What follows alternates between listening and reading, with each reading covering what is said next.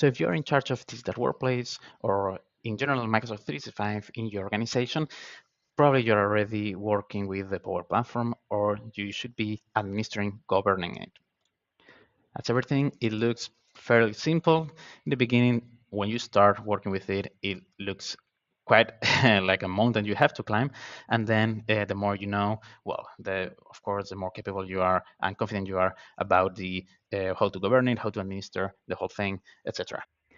In this video, I want to show you the CoE Starter Kit, which is the basic tools that you will need to govern the Power Platform. I will show you the Power Platform admin view, among other stuff that's including the Center of Excellence Starter Kit, and how you can leverage these tools to see what's going on in the platform and take measures when needed. Now, please like the video, subscribe, put in comments, and contact me via my personal website. You will find the link in the description and the pinned comment. Without more ado, let's start with the video. Thank you.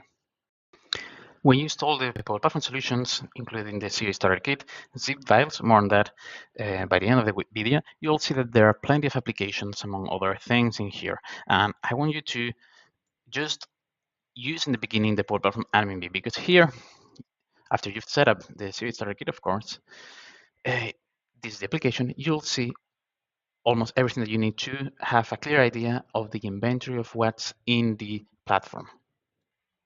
Here we're going to be able to see what apps are around the whole organization, the flows, environments, although environments you already will be able to see them in the admin center. Who are the makers, AI models that are in place, custom AI models, of course. And what else? What else do we have? Solutions. This is very interesting to see what other what solutions are being built in the organization. And also you'll see a Power BI report that you can then upload into Power BI's workspace with more detailed information around makers, environment capacities, for instance, etc. Other metrics that are pretty interesting that you will see here in the admin view and the Power BI report. Now, one of the most important pages of the application that you'll need to start working on is this one about the connectors. Here, filter by apps, number of apps or number of flows that are used by each connector, and then you'll start having a clearer picture of what's going on in the Power Platform organization. Here, the most important thing that you'll take from the Center of Excellence Starter Kit is an inventory of what's going on. And this is crucial because in order to establish a proper governance, you need to know what's the situation. So as always, it's the as-is situation versus the to-be. So this Starter Kit, especially the admin view and the BI report, is going to provide you the as-is situation. And then with that information, you can start thinking of what's the to-be situation going to be to look like, because it's different in every organization that I've worked with.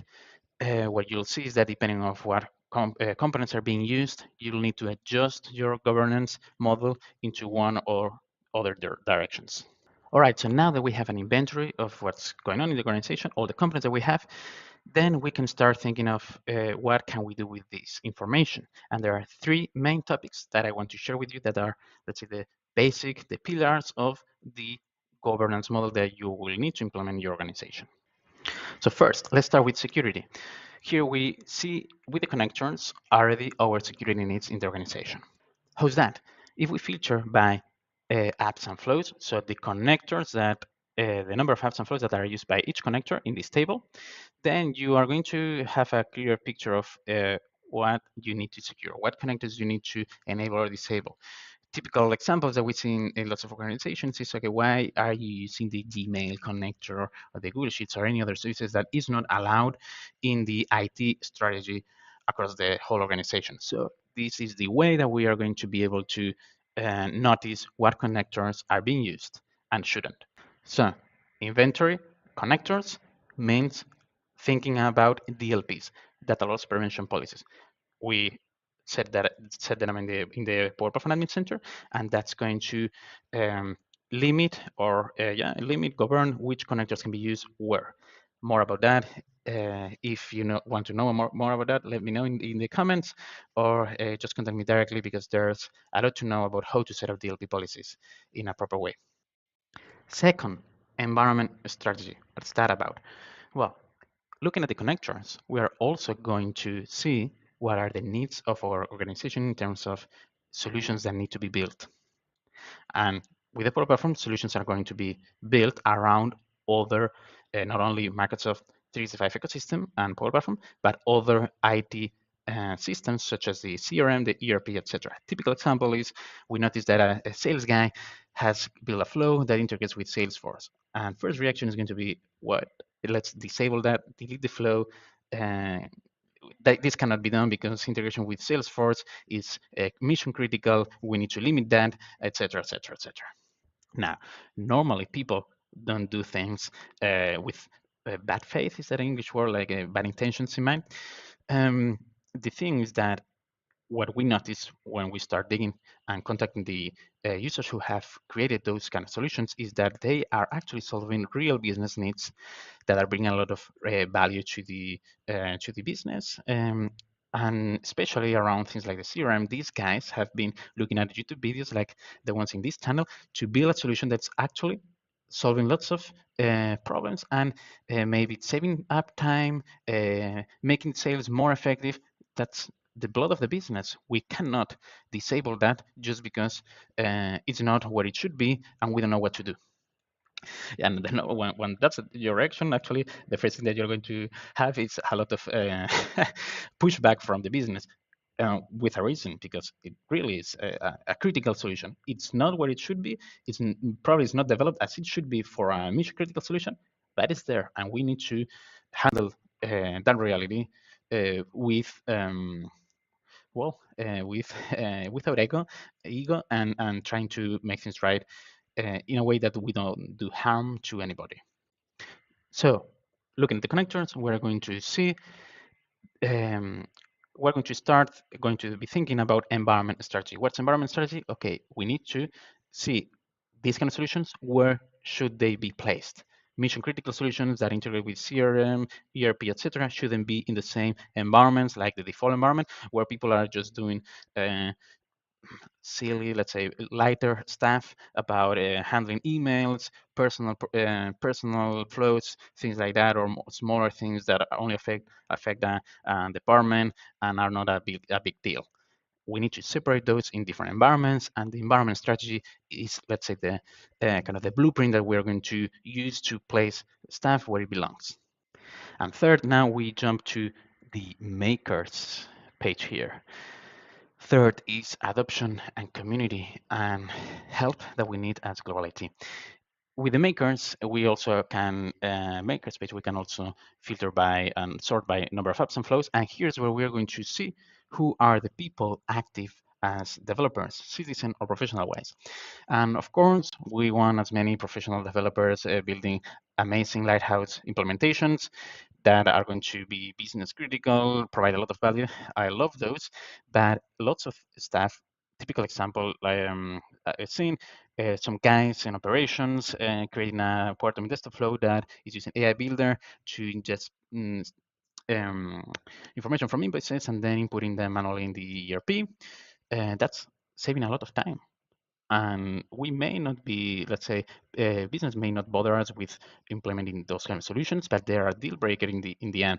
And what we need to do is enable those people and give them the proper tools and allow them, sorry, to build in the proper places, following the environment strategy, as we saw before. And for that, we need to know who these people are. And this is what we got from this admin view implementation. The makers page, we'll see who are those makers. And of course, what we need to do is engage them, understand what they are building, and then elaborate, also iterate around the environment strategy, and start creating a community that brings value to the business by enabling people from the departments build staff that is going to provide value. Now, let's talk installation and maintenance. It's pretty straightforward. If you install any Power solution or you've deployed to a productive environment manually with zip files, here it's the same. Just go to the documentation, follow the instructions. If you need do reach me out if you need help. And you'll see when you extract the information that here is well, all the zip files, some other resources, Power BI files. The most important thing is the core components solution. Forget about the others, just install this one in order to have the admin view installed, and that's going to already bring you lots of value. When you do have that, then you may want to take a look at the other components, although normally we don't use them as much because we end up doing performing customizations, building customizations around the core components, because basically all the components in the other solutions around nurture, governance, etc., don't usually fulfill the governance needs of most of the organizations I've worked with. So that's it. We end up creating those customizations around the core components. That's the most important solution. Just start with that one, and then update. The maintenance is just every 3 months is more or less the rule of thumb. Don't take more than 3 months. Then just install the newest version. Go here to the GitHub repository, download the zip file, and then import it to just update the version, the managed solution. All right, as a conclusion, we've seen what the CoE Starter Kit is, what's the main thing to bring to us, the main value that's going to bring to our organization. Three main takeaways are security, environment strategy, security meaning DLPs, environment strategy, and getting to know what solutions are being built by our makers, by our citizen developers, or people in the organization, and how to install, maintain the core components, which is the basic, the most important solution from the CoE Starter Kit files. That's it. Thank you very much. Do reach me out in the comments, submit the form in my personal website to be able to contact me directly. And besides that, have a nice day, great week ahead, and see you in the next one.